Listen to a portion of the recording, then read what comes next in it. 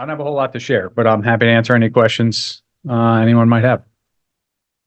As a starting point, we have not set the roster. So if anyone's going to ask who's on, who's off, we don't have that yet. So I'll tell Jose Ramirez will be on the roster. I can share that with you.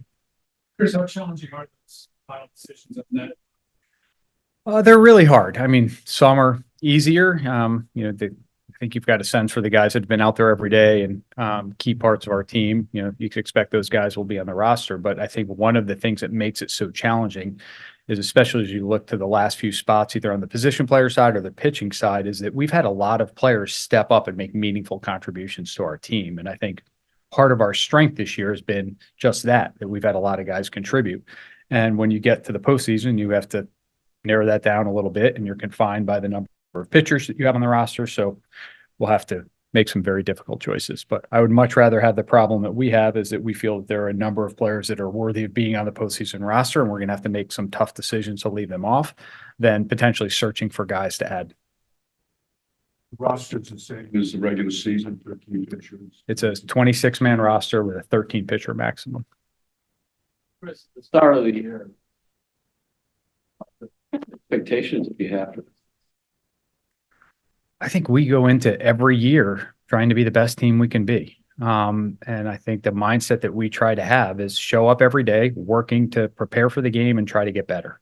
And if every individual in the environment shows up with that mindset and tries to do that, you look up at the end of the year and see how many wins you have. And I think that's been a defining attribute for this team from day one. Is that's how this group showed up in spring training, and our coaching staff and voter did a great job of cultivating that mindset. And, they showed up a lot every day this year. And I think that put us in the position we have.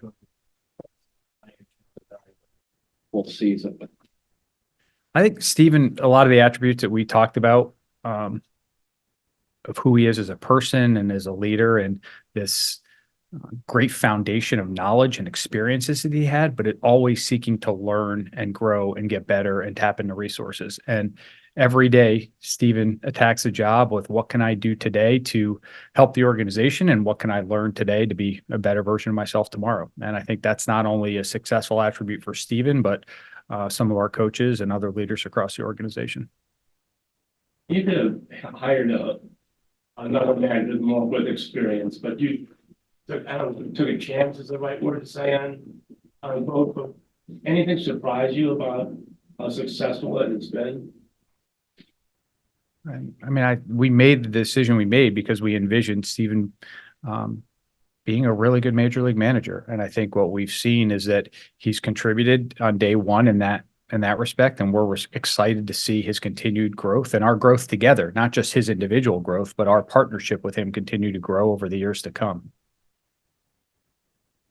You see Tim here from the start of the year. I think Tim is finally realizing that just how good he can be. I think there was a while where I think there might have been others who believed what Tim's potential could be.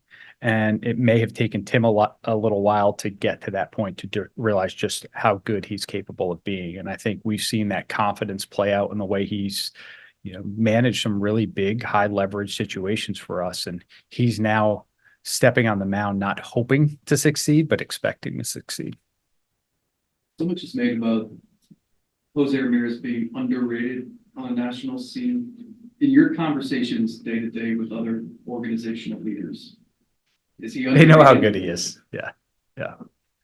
Yep. What is the sense that you gathered? In some ways it's a hard question to answer, because I'm not sure I've got the great pulse of how national media might define him, as how they would rate him as underrated, so that's a hard thing for me to answer. But I think what I would say is some of the things that he does are difficult to fully appreciate, because you can look up and look at the stat line and see what he brings. And that in and of itself was extraordinarily impressive. But those of us that are around him, you guys get great visibility to see how he approaches the game, the type of effort and energy he has throughout every pitch of the entire season, the conversations he has in the dugout, the way he's helping his teammates get better, the leader he is in the clubhouse. Some of those things that are more difficult to observe, I think, continue to help differentiate Jose and may understate the impact that he has on us as an organization and on our major league team. His durability is pretty amazing too. All these games he plays. Yeah. And to me, I mean, he plays a physical baseball game with the side. Plays all out. Does he play with a lot of bumps and bruises and stuff like Oh, that? Jose's extraordinarily tough. I mean, do you guys remember last year when he probably should have had surgery on his hand, and doctors were saying, most guys would have surgery, and Jose said, no, I'm not only going to not have surgery, put me in the lineup tomorrow. And that's just who Jose is. He loves playing baseball. He loves everything about it. He wants to be out there every day. And he's really, really tough and plays through a lot. Still off his bases. He's got incredible instincts. I mean, he picks up on things with pitchers, and he puts in a lot of work, and he spends time with Sandy and JT to understand how he can position himself for success, but he's got great instincts on the bases. He's a really smart, fundamentally sound baseball player. Chris, he's gonna have a statue outside this year. Why wait until he retires? That's not a question, Jeff, I'm giving a whole lot of thought to. So I think we'll let Jose continue to play and let his career play out. And we can revisit the statue question at another point in time. Are you worried about him going away or something? Or what's leading to the question? I think it would be cool to have a statue of him while he's still. I will pass that along. I got it. Go ahead, Tom. What was your concern level for the bullpen back in March? I think it was a couple of, pretty important pieces. I think if you were any offseason, if you asked me the concern level about various aspects of the team and in the bullpen in particular, I'll say I'm concerned. It's just really hard to predict, as we've seen firsthand. I think what we tried to do organizationally is try to expand the number of options and alternatives we have, because we recognize putting together a good bullpen and a bullpen that performs at a high level often takes contribution from places maybe you weren't initially expecting. So the more options we can have, the better. And I think what we've seen is, guys worked really hard and put themselves in a position to contribute when there were opportunities. And that's really all we can ask. Always have those options available. Does this make me consider even more like going forward, just the way this came together? Or was this a rarity, I guess? I mean, again, our goal is to always build a good bullpen, but I think the way this group's come together, they've been among the best bullpens of the last 25 or 30 years by any number of measures. So while I would love to sit here and say, yeah, every year we're going to build a bullpen that good, I just, I'm not sure how realistic that is. And I think it would be taking away from how special this group has been and just how consistent and reliable they've been throughout the course of the season. Chris, how long? Boyd and the potential. We had great familiarity with Matthew from his time, obviously pitching in our division for a really long time. And we were tracking his progress. And obviously as our season started to unfold and we realized that we could benefit from having some starting pitching depth, we stayed in touch with his representatives, monitor his rehab. And then when he was at a point of making a decision to sign, we wanted to make sure we were engaged on that. And Matt had a number of options and he could have signed a number of different places, but we're grateful he chose to sign with us. Chris, obviously the weather Sunday, you can't control it. With Jose, a home run and a double shy of something pretty historic. There's disappointment. You evaluate statistics stuff. You talk about a toughness and leadership conversation. You evaluate statistics. Has anything surprised you with him in ways where maybe he's grown that you weren't expecting? It's hard to say you're surprised with anything Jose does, but I think maybe just the consistency that Jose, I mean, every year he shows up and you look up at the end of the year and he puts up massive numbers in a lot of different areas. And one of his defining attributes is he impacts the game in so many ways. He is not a one-dimensional player. He contributes offensively, defensively, on the bases at such a high level. And then add to that some of the things I was talking about before with the impact he has on the environment and impact on other people. And he's really a special player and a special teammate, and we're so fortunate to have him. Tanner, going back to, I think it was in May, the series against Minnesota, the game where Steven came out and, kept him in the game, finished off the inning, struck him close. And just his confidence really just sort of took off from there. What have you seen out of Tanner from that moment forward and just really overall the season? I appreciate you keeping it G-rated, by the way, on that, what was said during those exchanges. But it's been a great developmental year for Tanner. I think we've seen it in the past where guys can come in and have a really good first year, and then their path either goes sideways or they go backwards. And I think what we've seen with Tanner is that he's continued to make progress as a major league pitcher. And some of that's now evolved into the burden of leading a pitching staff. And he's been the guy that we've turned to more often than not this year to help lead us moving forward. And he's embraced that role. And, we're excited to hand the ball to him in game one. Chris, a follow-up on what how many people, about 18 teenager, whatever it is, showcase or whatever you want to call it, who went from you guys and just Terry, I'm not sure I have all the details on the different workouts. What we were able to do is and now we don't only have to rely on eyes that are there. We get all sorts of data and metrics from those workouts that help inform our decisions. So, and that happens over a series of outings. It's not just based upon one bullpen or one throwing session. Yeah. So you had stuff from his other, I guess, his other bullpen sessions or whatever. Most of his throwing program. Correct. Yes. But what were you looking for? I mean, what we were hoping to get is someone, again, we appreciated Matt's track record and as a proven effective major league starter when he's been healthy. And I think the first thing we had to work through is the timeline for when he would be healthy. And that was really the probably defining question, because if he wasn't going to be ready and was on the slower end of a Tommy John rehab and wasn't going to be ready until after the season, we might have had interest, but not quite the same interest as, we had, because we expected him to pitch in the second half of the season. What were you hoping when you finally got him after the minor league rehab this fall? What were you hoping that he would be able to do? That he can come up and contribute. I mean, I think it's probably unreasonable to expect someone coming off Tommy John to have the pitch as well as he's pitched in a short time, but we've been getting a chance to know Matt personally. I'm not surprised at all by the success he's had, given the way he prepares and the type of worker that he is. What's about personality? You said personally. He's an incredible worker individually. He does everything he possibly can to get the most out of his ability and then make the most out of every day. You probably heard him talk, how he approached the rehab process. I'm going to make, today the best day I can, and I'm going to go to bed tonight knowing that I'm at peace with the effort I gave today. And he has that mindset every day. And beyond that, he's an incredible teammate. I mean, he's another player that looks to elevate the environment around him. And he's been through a lot in his career. He's willing to share those experiences for players that are going through things that he's had to navigate. And so, for all of those reasons, he's had a massive impact both on the field when he's pitched, and then also on the development of other players.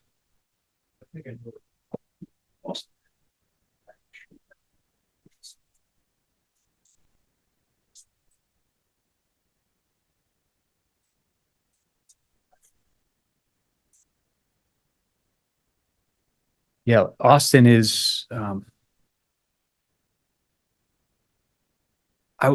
word that comes to mind is unique. There might be other players that are like him, but the energy, the intensity, the enthusiasm that he has when he shows up at the park every day, I can't think of another player that's had that level of consistency all the time. And every day he shows up, it seems like it's the best day. He's determined to make it the best day he's ever had. And that infectious energy carries over to other players. He shows up with not only that energy, but with it willing to put in the work to prepare to help us win. And whatever that might take, if that is to put his arm around a guy that might need a pick me up, if that's, studying something with a pitcher or an opposing player that could help either him or a teammate, he's willing to put in the work to do all of those things. And he has this unique ability to connect with people really across the entirety of the organization. You'll see him on any day. He's in voters' office. He's talking to the coaches. He's hanging out in different areas of the clubhouse. He's having lunch with someone else. And he's just a great unifying presence in our clubhouse. And he's had a massive impact on our team.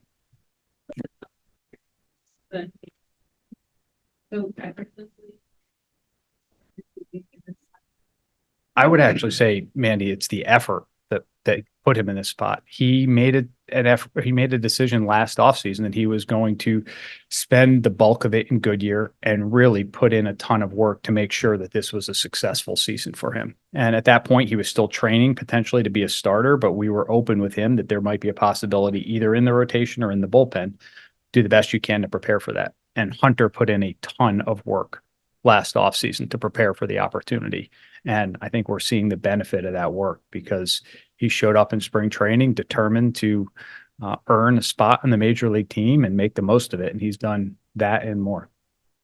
Do you have a favorite Josh Neal moment from the season? Oh, there's so many of them.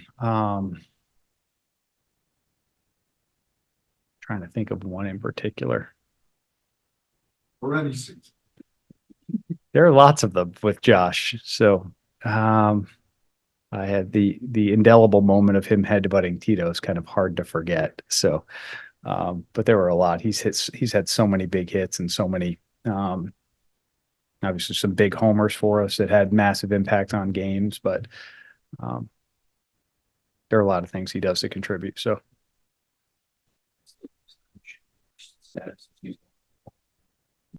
I think he's 27 weeks post-op at this point. So he's just progressing through the very long TJ process. I think he's probably approaching about the halfway point or maybe a little bit less before or for what would be a normal timeline for a pitcher to return, which is so. I was gonna follow up to that. So what are you guys gonna do with him? Are you gonna sign him for next year or? Well, that's a question, Jeff, that we'll address as we get to the offseason. Right now, our focus is on preparing for the games that we have in front of us. And then when do you have to have that 26-man roster? Saturday morning.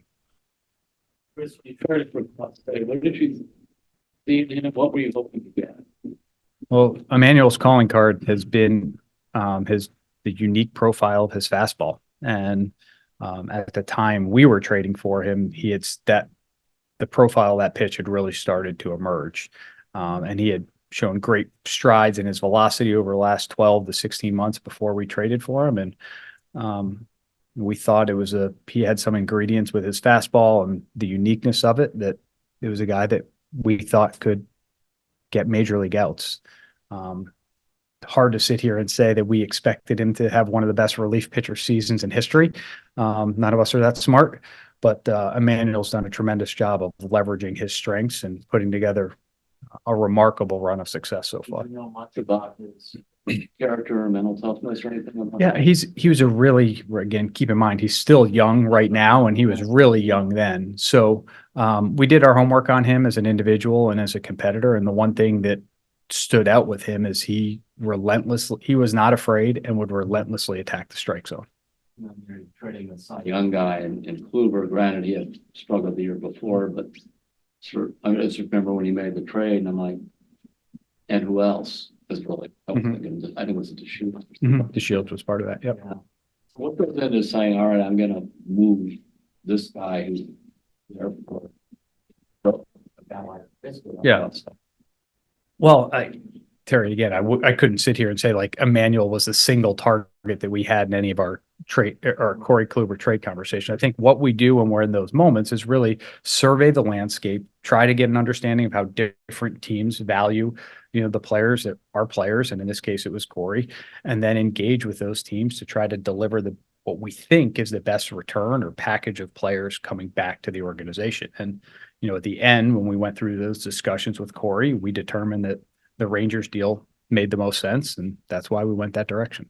This one was saying that he got this is the first year when he had the thing came up. So what did that? How did he handle it? Yeah, I mean, it's it was a setback. Obviously, he wasn't able to pitch for those 80 days or 80 games. And so what we tried to do is support him during as best we could during that process. Thankfully, I think Emmanuel reflected on that and recognized the mistake that he made and then did the most he could to move on from it and prepare himself to succeed when the suspension was over. And to his credit, really from day one, after that, he's done a great job and has been really successful. Case in particular. Where from the beginning of the season to the end of the season, obviously the stats have been impressive, but where in your eyes has he grown most? Um,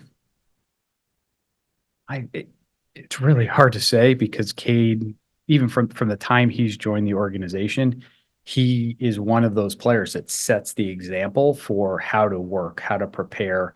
He has really high standards for himself, and he works every day to meet those standards. And I think, he earned a spot on the team in spring training by having a great spring. Now it took some other things to open up and provide him that opportunity, but he was prepared for it. And from day one, I think he struck out like 5 guys in his first outing. So he made a pretty good first impression and hasn't looked back. But maybe the defining attribute of his season has just been how consistent he's been and doesn't seem to be phased by the situation. He comes out ready to pitch. If that's in the 4th inning or if that's in the 9th inning or extra innings, he takes them out with the same intensity. I'm gonna ask you about another. Oh, another statue? Yeah. Go ahead. Okay, I get you. Sorry. Go ahead, Jeff. Yeah. Joe can tell. Yeah. Did you, what did you know about him? We thought he'd have a statue too. No, I'm sorry.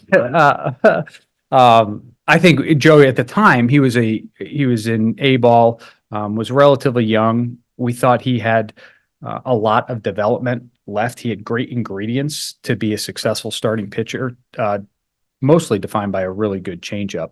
At the time, you would think he was throwing 89 or 90, but had like a really good projectable body. And we thought if we brought him over into our development system, we could partner with him to kind of build on that foundation and maybe continue to enhance the quality of his stuff and help him fine tune his repertoire. And Joey's done a really good job of building on that foundation. And I think he's shown when he's healthy, he's capable of being a really good pitcher. And I think we've seen that play out at the major league level over the last month or two.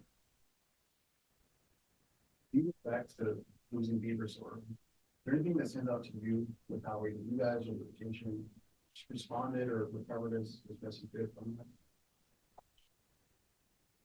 that? I mean, it's hard when you lose a pitcher and teammate and leader like, Shane Bieber, because we knew not only would we not have him immediately around the team, to contribute on the field, but we wouldn't have his presence on what continues to be a really young staff and young team. So we knew that other players would have to step up and fill that void. And it took us a while to get our footing on that over the course of the season. And I think we have a better group of pitchers that are more prepared to succeed today than we did, when that initially happened back in April. Would you rather see the Astros? I hope the series goes as long as possible and they play 38 innings on Thursday. So we're prepared for both. How important was it to get the bye, to have the second seed? I think it's helpful. Just the math of it, right? There's no chance we could get eliminated in the wild card round. So that's a good thing. And it gives us a chance to advance to the division series, let our guys come in rested and ready to go. And what we've tried to do is be really deliberate this week about the environments we're creating to keep our guys ready and ready to compete on Saturday. Is there concern, about the time off? And I would say it's a trade-off. The benefit is you get time off. The downside is you're not in the major league environment facing live major league pitching in the normal cadence that you would be during the season. But on balance, I think I'd still take the trade-off and I'd want the bye for the reasons that we've talked about. How difficult is the planning process? Kept joking about 38 in the game, but Yeah. You're trying to be ready for a series and you don't yet know who you're playing and how challenging is it to spread the resources around your preference? Well, it's at this point, it's 2 teams that we know, but our preparation process started for the postseason started while the regular season was happening. We had an understanding of who the potential opponents could be, not just for the first round, but throughout the postseason. And we've been preparing for that. We would have been prepared if we ended up in the wild card round. We would have been prepared for whoever we played for that. So, a lot of that work's been done. We're continuing to look at it, but again, a bulk of that work's already been done.